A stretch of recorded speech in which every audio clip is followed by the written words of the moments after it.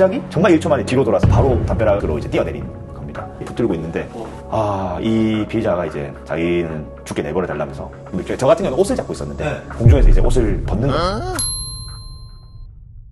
변호사님은 살인이나 뭐 이런 강력범들도 많이 상대하신 걸로 아는데 제일 기억에 남는 사건 혹은 사람 있으신지 궁금합니다. 네, 제가 제일 기억에 남는 건 일종의 저한테도 약간 트라우마긴 한데, 이제 살인 미수범을 검거했던 적이 있습니다. 제가 이제 평상시랑 똑같이 그냥 평온하게 이제 야간 출근을 평일에 했는데, 출근하자마자 갑자기 112 신고가 들어오더라고요. 신고 내용이 여자가 이제 속옷만 입고 칼을 들고 이제 피를 철철 흘리고 있다 라는 신고가 있어갖고, 코드 제로라 해서 모든 출동 가능한 부서에서 전부 다 출동을 했습니다. 신고 내용이 너무 심각했기 때문에 이제 현장에 가보니 정작 그 여자분은 피해자였습니다.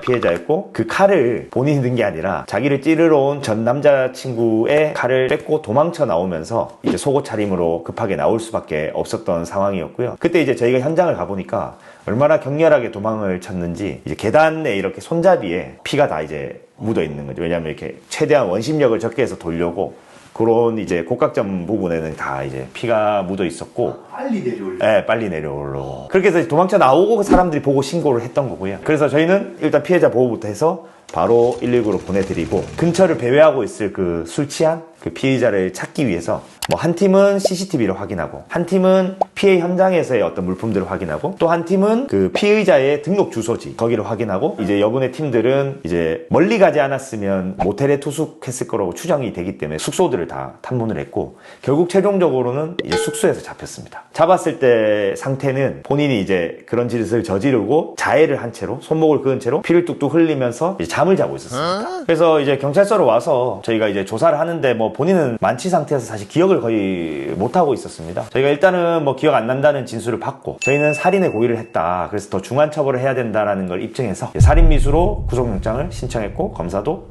청구를 해줬습니다. 근데 문제는 이때 이제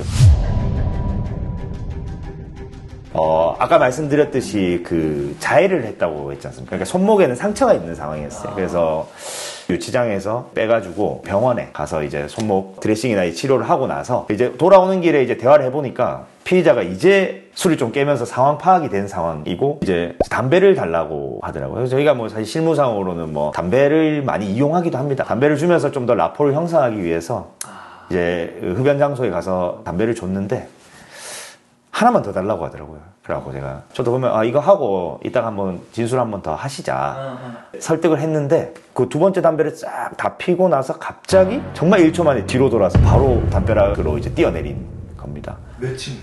그게 이제 층 높이인데 사실 층고가 굉장히 높은 곳이거든요. 벽이 한 180cm가 넘는데 밑에 턱이 하나 있어가지고 그걸 밟고 이제 뛰어내렸고, 이분이 이제 뛰어내리던 찰나에 잡았습니다.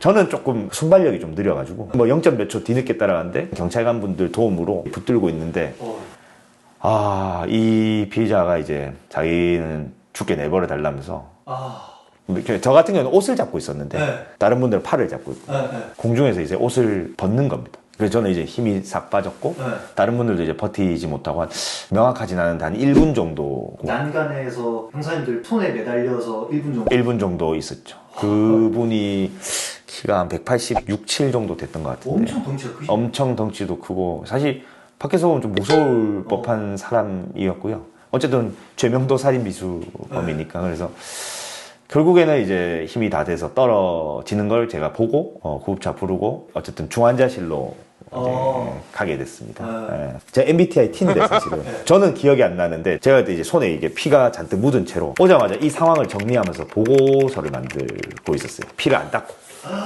막 온천지 전화 오거든요. 그러면 본청 상황실에서 전화 오고, 뭐 시경에서도 전화 오고, 뭐 서해 다른 부서에서 전화 오고 이러면 지금은 얘기할 수 있는데, 그때는 좀 어쨌든 트라우마적인 상황이었고. 그러네요. 그 떨어지는 것도 직접 다 보셨을 거고. 네네. 그래가지고 이제 제가 중환자실 가서 이분 이제 막 회복돼서, 이분은 기억도 안 날 텐데 이런 사정이 있었으니까 구속영장을 새로 집행한다 하고 이제 구치소로 갔고요.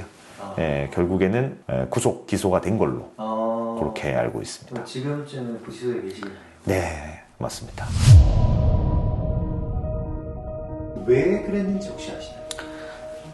왜 그랬는지를 사실 뭐 저는 그 이후로 그 사람과 정상적인 대화는 못 해왔고 딱 대화한 게 앰뷸런스로 구치소 보낼 때 딱 이게 유튜브 꽂고 이제 고맙습니다 이렇게 하는 거 말고는 대화를 해본 적이 없어서 정확하게 모르겠는데 원래 나중에 이제 좀 보니까 정말 죽이고 죽으려고 번개탄을 이제 들고 갔었거든요. 예. 그러니까 원래도 조금 삶을 비관하고 있었던 것 같고요.